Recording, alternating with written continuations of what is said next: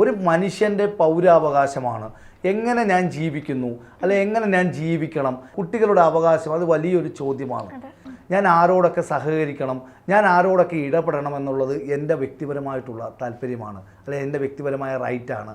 നമ്മളൊക്കെ കേട്ട് വന്നിരുന്ന ഒരു കാര്യമുണ്ട്, ഈ മാതാപിതാക്കളുടെ ഒരു പവിത്രമായിട്ടുള്ള ബന്ധങ്ങൾ, അല്ലെങ്കിൽ അച്ഛൻ അമ്മ, മകൾ അമ്മ, ആ ഒരു ബന്ധങ്ങളുടെയൊക്കെ ഒരു പവിത്രത, ആ ഒരു പവിത്രതകളൊക്കെ നഷ്ടപ്പെട്ടു എന്നൊരു രീതിയിലേക്ക്, അല്ലെങ്കിൽ ഒരു എക്സ്ട്രാ മാരിറ്റൽ അഫയേഴ്സ്, നമ്മളൊക്കെ വ്യക്തികളാണ്, വ്യക്തിപരമായിട്ട് ഒരുപാട് ഇഷ്ടങ്ങൾ ഉണ്ടാവാം, പക്ഷെ അത്തരം ഇഷ്ടങ്ങളിലൂടെ പോകുമ്പോൾ ഇത്തരത്തിലുള്ള ബന്ധങ്ങൾ, അല്ലെങ്കിൽ നമ്മൾ ജനിപ്പിക്കുന്ന കുട്ടികളാണ്, ആ കുട്ടികളുടെ ഒരു ചൈൽഡ്ഹുഡ് തൊട്ട് അവരുടെ ലൈഫ് ഇല്ലാണ്ടാക്കപ്പെടുന്നുണ്ടോ?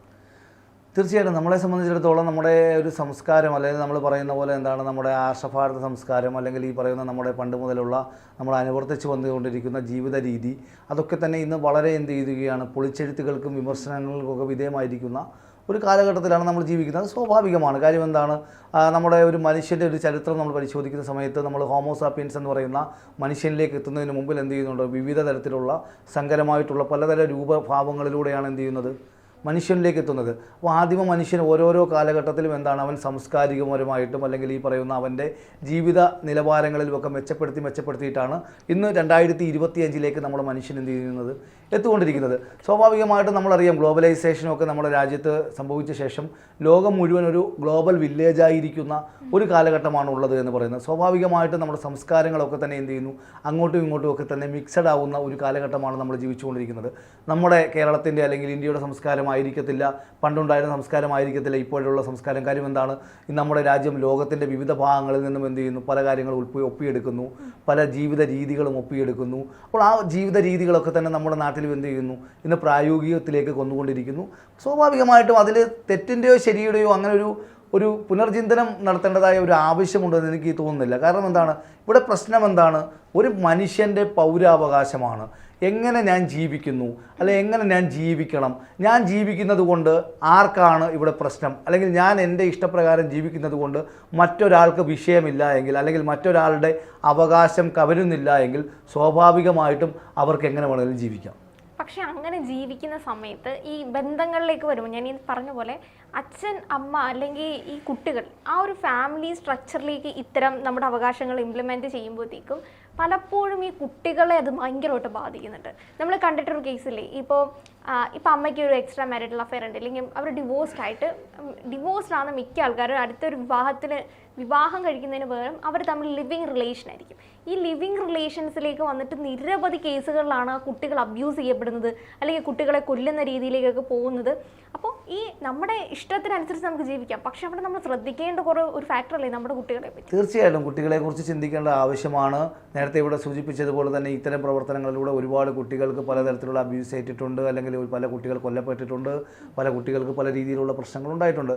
പക്ഷേ നമ്മൾ കാണേണ്ടതായിട്ടുള്ള കാര്യം എന്ന് വെച്ചുകൊണ്ട് നമ്മളൊരു പൊതുവായിട്ട് ഇതിനെ ചെയ്യേണ്ട ആവശ്യമില്ല, ഒരു കാർഡടച്ച് എതിർക്കേണ്ടത് ആവശ്യമുണ്ടെന്ന് ഞാൻ കരുതുന്നില്ല. കാര്യം എത്ര എതിർത്താലും ശരി തന്നെ നമ്മുടെ നാട്ടിൽ ഒരു ആധുനീകരണം, അല്ലെങ്കിൽ ഈ പറയുന്ന നമ്മുടെ രാജ്യത്ത് നമ്മുടെ നാട്ടിലെ ആളുകളെ സംബന്ധിച്ചിടത്തോളം സ്വഭാവ രീതിയിലും, അല്ലെങ്കിൽ ഈ പറയുന്ന അവർ ആർജിച്ചെടുത്തിട്ടുള്ള സാംസ്കാരികപരമായിട്ടുള്ള മുന്നേറ്റവും ഒക്കെ തന്നെ നഷ്ടപ്പെട്ടുകൊണ്ടിരിക്കുന്ന ഒരു കാലഘട്ടത്തിലാണ് ജീവിക്കുന്നത്, സ്വാഭാവികമായിട്ട്. പക്ഷേ നമ്മുടെ നിയമങ്ങൾ കുറച്ചുകൂടെ ചെയ്യണം, കർശനപ്പെടുത്തേണ്ടതുണ്ട്. കാര്യം എന്താണ്, കുട്ടികളുടെ അവകാശം അത് വലിയൊരു ചോദ്യമാണ്.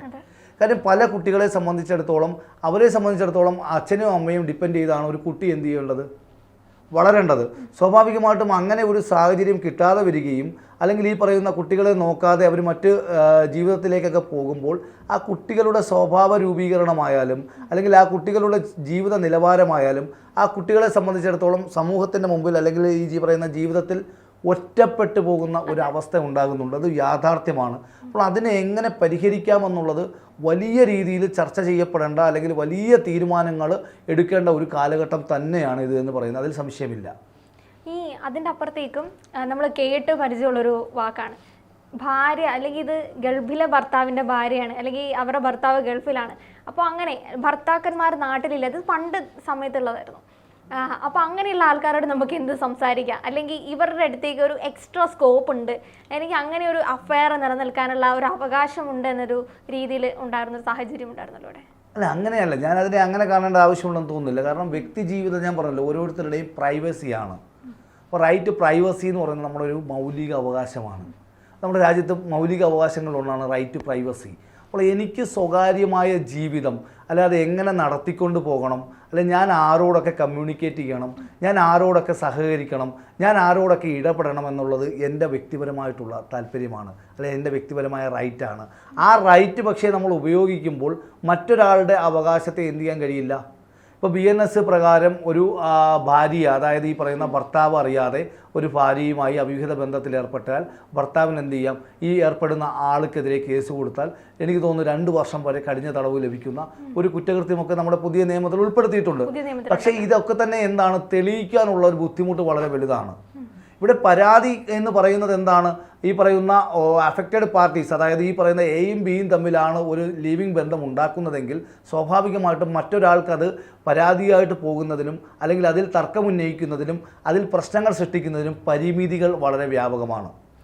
അതാ ചില കേസുകളൊക്കെ കോടതി വന്നപ്പോൾ ശ്രദ്ധിച്ചിട്ടുണ്ട്. ഇത്തരത്തിലുള്ള എന്നുവെച്ചാൽ ഭാര്യയ്ക്ക് ലിവിങ് റിലേഷൻ ഉണ്ട് എന്ന് പറഞ്ഞു വന്നിട്ടുള്ള കേസുകളിൽ ചിലതിലൊക്കെ കോടതി തന്നെ പറഞ്ഞിട്ടുണ്ട് അതൊരു തെറ്റായി, അല്ലെങ്കിൽ അത് ഇതുകൊണ്ടാണോ, തെളിയിക്കാൻ പറ്റാത്തത് കൊണ്ടാണോ അങ്ങനെ ഒരു രീതി? അല്ല, തെളിയിക്കാൻ പറ്റാത്തതിൻ്റെ പ്രധാന കാരണം എന്താണ്, സ്വാഭാവികമായിട്ടും സയൻറ്റിഫിക് എവിഡൻസ്, അതായത് ഈ പറയുന്ന ഈ പരാതിക്കാരനും അല്ലെങ്കിൽ ഈ പറയുന്ന പരാതിയിൽ ഉൾപ്പെട്ട ആളും തമ്മിൽ പ്രശ്നങ്ങളില്ല എങ്കിൽ സ്വാഭാവികമായിട്ടും എന്തില്ല, അത് സ്വാഭാവികമായിട്ട് ഒരു പരാതി അല്ലെങ്കിൽ ഒരു കേസ് ആയാൽ പോലും ആ കേസ് എത്രമാത്രം സ്ട്രോങ് ആകും എന്നുള്ളതിൽ സംശയമുണ്ട്.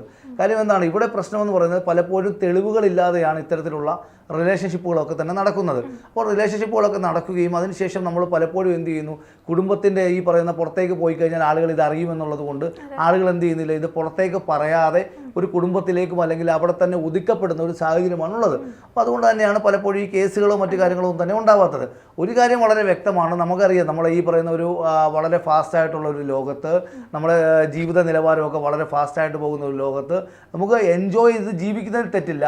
പക്ഷേ അങ്ങനെ ചിന്തിക്കുമ്പോൾ നമ്മളെ ഡിപ്പെൻഡ് ചെയ്യേണ്ട അല്ലെങ്കിൽ നമ്മളെ ഡിപ്പെൻഡ് ചെയ്യപ്പെടുന്ന കുട്ടികളുടെ ഭാവി നമ്മൾ ഓർക്കേണ്ടത് അനിവാര്യമാണ്, അത് സംശയമില്ല. ഒളിച്ചു വെക്കുമ്പോൾ അല്ലെങ്കിൽ പുറത്തേക്ക് അറിഞ്ഞു കഴിഞ്ഞാൽ മോശമാകുമല്ലോ എന്ന് വിചാരിച്ച് സഹിച്ചു നിൽക്കുമ്പോഴാണ് പല കുട്ടികളുടെയും ജീവിതം വളരെ വല്ലാത്ത അവസ്ഥയാണ്. കാര്യം നമ്മുടെ കുട്ടികളൊക്കെ സ്കൂളുകളിലും കോളേജുകളിലും എനിക്ക് തോന്നുന്നേ ഈ സ്ത്രീകളും മോശമല്ല എന്നുള്ളത്, ഈ പുരുഷന്മാരെ അല്ല, ഞാൻ ഏതെങ്കിലും ഒരു സ്ത്രീകളെയോ അല്ലെങ്കിൽ പുരുഷന്മാരെയോ അല്ല നമ്മൾ മോശപ്പെടുന്നത്. ഞാൻ പറഞ്ഞല്ലോ, നമ്മൾ ജെൻഡർ ഇക്വാളിറ്റിയുടെ ഒക്കെ ഒരു ലോകമാണ്.